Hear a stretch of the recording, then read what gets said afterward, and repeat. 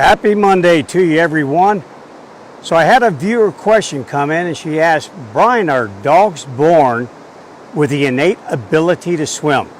In other words, do they have a swimming gene? Well, I'm here to tell you right now, even if you're an avid swimmer as a dog, you get caught up in those rapids right there, it's over. You're going to be headed downriver in a real hurry, and a good chance are you're going to end up drowning. So you got to watch out for that kind of stuff there, guys, especially if you have a dog who's anywhere near water like this. One of the things that I do is anytime I'm near water like this, I always make sure my dogs are on a long line. Yeah, I want to make sure that if they slip off of one of these rocks like I'm standing on right here, I want to make sure that they don't end up back there in that going downstream. That's how you say goodbye to your dog. So you got to watch out for that. But let's get back to it. Do dogs have the innate ability to swim? Are they born able to swim? Well, we know for a fact that they're able to at least paddle. Yeah, kind of tread water like a human being. But the issue with that is they can't do it for very long. It's a stamina issue, and most dogs just can't do it for very long. So it's not enough to keep them afloat for a long period of time, only for a short period of time. And then even if they know how to paddle very well, they can tread water very well, the issue is they don't know how to propel themselves. They don't know how to get from point A to point B. So for example, a dog falls in this river back here behind me. Do they know how to turn and start swimming back in my direction or swimming to safety? A dog that falls in a pool, are they able to swim to safety? They swim over to the side. Or if you have a beach type entrance into your pool, do they know how to do that? Most dogs, that's to learn. They have to learn how to do that, and most of them are trained how to do that. So that being said, yeah, they're all given the ability to innately to paddle. They will paddle. But is it enough to keep them afloat, to keep them alive? No, it's not. And do they know how to innately propel themselves in one direction or the other? No, they don't. They don't get that. So, yeah, some of you have dogs out there right now. Some of these dogs are natural swimmers. I've owned those. I kid you not. They took to the water like a duck. They were in it and they were swimming. They kind of had to work out a few kinks in the system there after they went underwater a few times and didn't quite get in the right direction that they're going and navigating around rocks and dealing with currents. But yeah, I've owned a lot of dogs who are natural swimming. They would have taken this thing like no tomorrow, except for these rapids back here. They'd had to be way over here.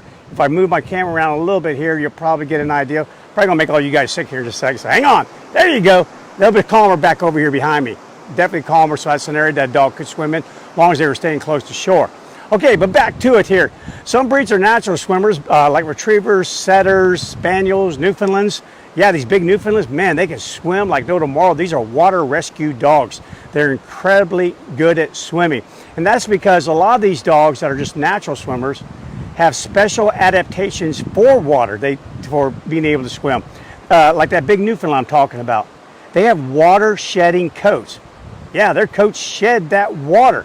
Doesn't pull them under like a sea anchor. And they also have webbing between their toes, kind of like swim fins. Yeah, and then a lot of body fat, man, that can help them stay afloat. So a lot of dogs, they have that, they do very well. But let me tell you about the dogs who don't do well. And those are your flat-faced dogs, brachycephalic dogs. These are dogs like your pugs, your French bulldogs. They have a very difficult time swimming. They don't have the elongated muzzles. So what they typically do is they lift their heads back to get that nose above water, and the problem is you go vertical. Yes, indeed, you go vertical, and vertical is not good. Vertical is good for paddling, treading water, but the more you lift that head back, you as a swimmer, same thing, man, your body starts to go vertical. When it does, it just wants to take on the water dynamics of a rock. I mean, a heavy rock. I had a college swimmer, collegiate swimmer, that taught me a lot about competitive swimming back in my days of wanting to try out for triathlons. So I was hitting that pool every single morning about 5 a.m. and she would be there, and she always wore this t-shirt and it said, "No piano on my back." And after a while, I kind of got the hang of why she had that on there, no piano on her back. Because the heavier you are, if you're not planing properly in the water, your feet start to sink. And when they start sinking, you start taking on that drag, and when you take on that drag, you're going to slow down, and then also when you go vertical, it's over. You're going straight to the bottom like the Titanic. Your nose down, there you go, right to the bottom. So yeah, a lot of these dogs, like French Bulldogs again, and Pugs, and some of these big Mastiffs, they just don't, and Boxers, much more difficult for them. They can learn. I've seen all of them but a Pug. I've never seen a Pug swimming, but if you got pictures of it, send it in to me. I'd like to see it. They're just not very good at it. And then also your broad-chested dogs, these dogs with big chests on them. And again, that will be some of your Boxers, be some of your Mastiffs, be some of your Napoleons out there, even some German Shepherds with deep barrel chests. The problem with them is on their dynamics there in the water, they have a problem swimming because their chest starts to sink, starts to pull their head right underneath the water. Yeah, they're the front of their body. Most of their muscle mass is in the front of their body. And when that happens, they start plowing through the water, kind of like a snorkeling submarine. And next thing you know, it's head first and down they go. Okay, so what are some things you can do for your dogs to help them adapt to swimming, to learn how to swim, or if you have any concerns about them falling in a river like this one behind me? Well, first of all, anytime you're near anything wild, like a lake, a creek, a river, anything especially that has any movement on it, I'm telling you, have your dog on a long line. Get your dog out of that river and get it out of that river right now. Has no business being out there back there behind me. Okay, so long lines. For those of you whose dogs like to paddle around in a lake, something with still water, life vests. They make a variety of life vests for your dogs that'll keep them afloat so that they can swim around, and actually it's a great training tool. The other thing is teach your dog to come when called. Yes, teach them to come when called. So when they go out in a lake, they go out in a river, again, this will be a tough one, but you get over here in the calm area, then they're probably going to be fine. Tell them to come. I had a German Shepherd one time. He could swim like no tomorrow, and I throw this decoy for him out in this lake. Let him get some great exercise. He had a little bit of joint issues, so that really helped a lot with his joints because he could swim, get that cardio, get that good exercise, but yet not impact his joints. Well, the issue is one day, I kid you not, these ducks had it out for him.